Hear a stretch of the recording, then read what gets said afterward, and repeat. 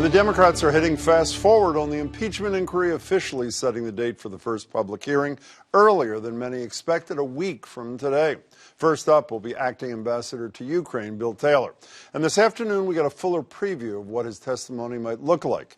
Investigators released the full transcript of his closed-door testimony from earlier this month.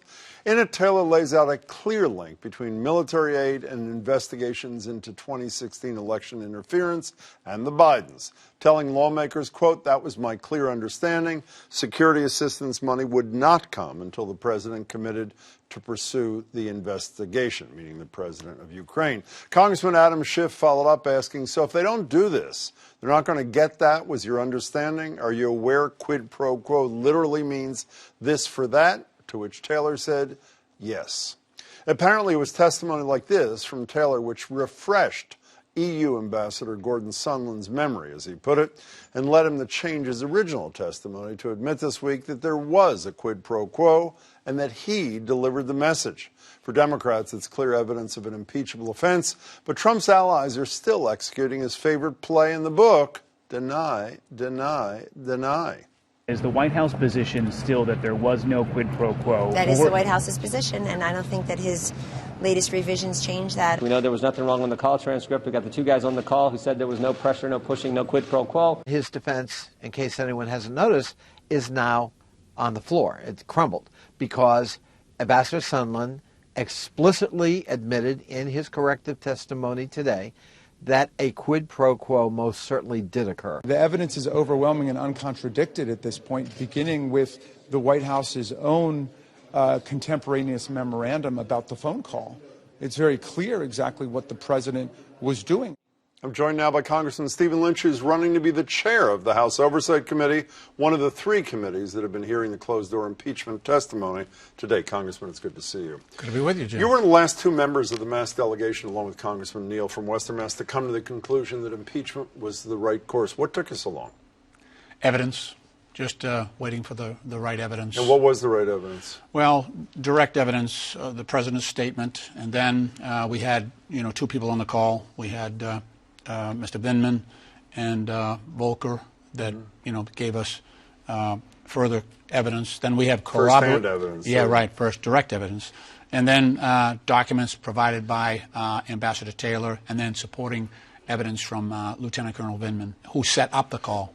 You've mentioned candidly that you worry that this whole thing could end up helping Donald Trump next November. Do you still worry about that? I do. And how do you deal with that concern?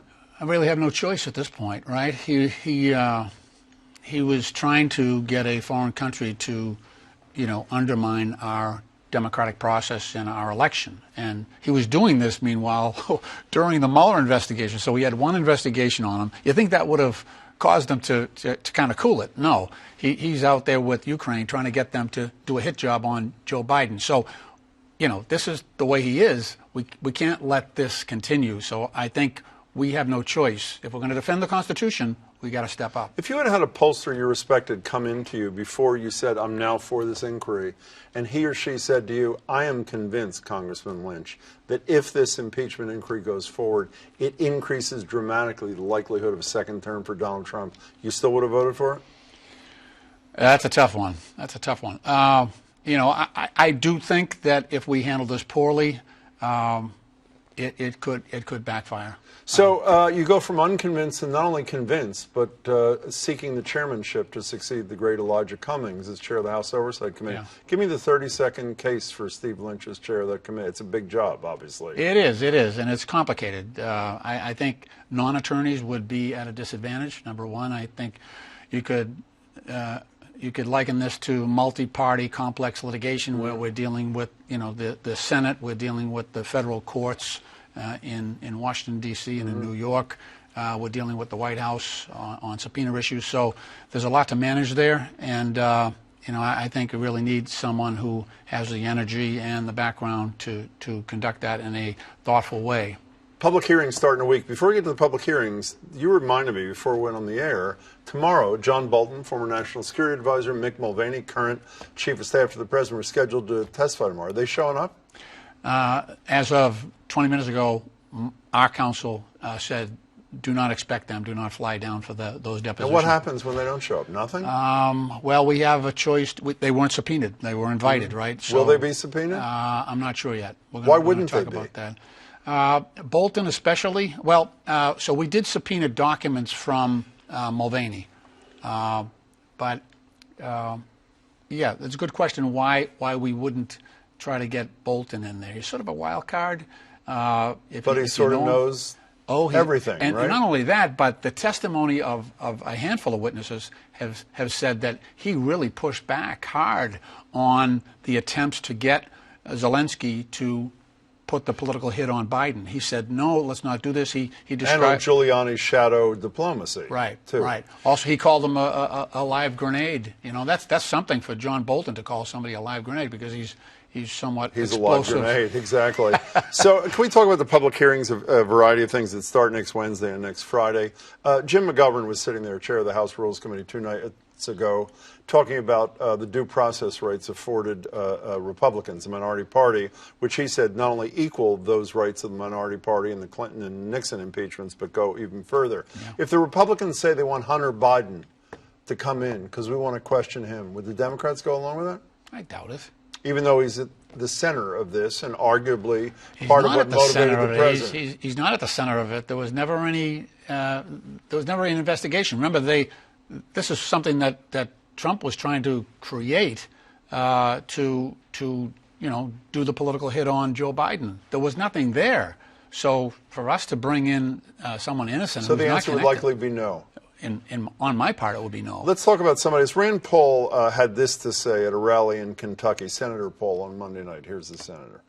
The whistleblower needs to come before Congress as a material witness because he worked for Joe Biden at the same time Hunter Biden was getting money from corrupt oligarchs. I say tonight to the media, do your job and print his name. Not only did he say that, but he went on to say he may out him himself. What if the Republicans say we want the whistleblower before this committee, want the public to see him or her? What do we do with that? Ridiculous. Why? It's against the statute. First of all, the complaint that the whistleblower submitted was secondhand. We now have firsthand direct evidence that the allegations were true. So he's not necessary? No, he's not at all. Beyond the statute? Yeah. Do you worry about the time of year? Whenever I've mentioned this on the radio, people say, can you get any more petty than this, Jim? I don't think it's petty at all. Thanksgiving is around the corner.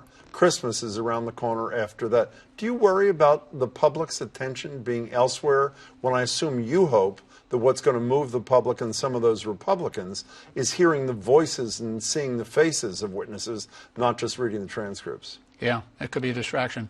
It's not the optimum time for this, but I'm not sure if there ever will be. We just got to do what we got to do. Do you know of any, you've been obviously in these hearings, do you know of any blockbuster testimony we're going to hear starting next week that we have not at least heard part of through the depositions, through the interviews have been done? Are the Democrats holding back a witness or two witnesses that they think are going to be game changers for the public? No, I don't believe that.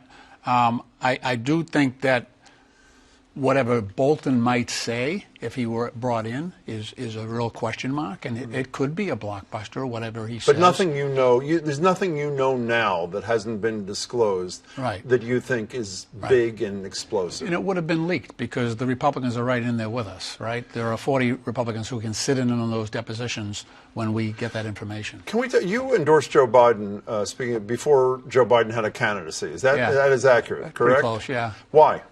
Because I love him. He's a good guy.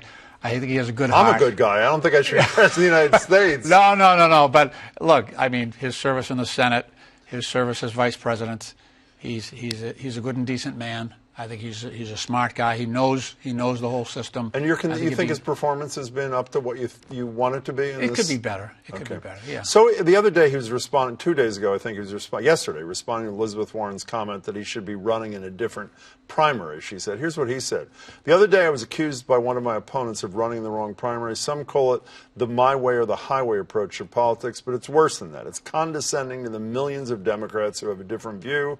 It's representative of an elitism that working and middle-class people do not share. This is no way for this party to beat Donald Trump. Do you agree with what Biden had to say about Elizabeth Warren? Totally. You do? Totally. Yeah. Look at it this way. So you get a third of the country that thinks Trump should have been impeached just for getting elected. Then you get another when third. He went down that escalator, yeah. right. And then the other side, they think that even if he shot somebody on Fifth Avenue. So put aside those two groups. The group that's really going to make the decision here are the moderates like me and the people that I think I represent. Blue collar, people go out to work every single day, do a hard job, Former union president, for those who don't know, iron worker. So we need those people. Those are the people that put Trump in because I think they were misled and we had problems with our own candidate. Many of whom voted for Barack Obama, as you well know. Yeah. One more endorsement before you go, Steve Lynch. You endorsed Ed Markey before Joe Kennedy, your colleague, was in the race, correct? Yeah. Do you stand by that endorsement? I gave my word. Had you not given your word and you had not yet endorsed and it was Kennedy versus Markey, what would you be doing? I would have taken a walk. I wouldn't get into a fight between my two friends, two colleagues. Last thing, can you do Nostradamus before me a little bit before you go? Knowing what you know, you've been inside those rooms, knowing what you know, knowing what you think is going to come, factoring in the power of the live witness, which obviously is exponentially greater than reading a transcript. Do you envision any of the 194 Republicans in the House who voted no on the inquiry voting yes on impeachment? I'm not sure. Well, what do you think might get them there? Well, hopefully hearing the direct testimony. But you're not wildly optimistic. They seem to be intent on protecting the president instead of the Constitution. And even if they stay there, even if they stay no, you still did the right thing? Oh, yeah, you got to. Steve Lynch, it's good to see you. Good to see you, Jim. Yeah, thank you. Congressman Stephen Lynch.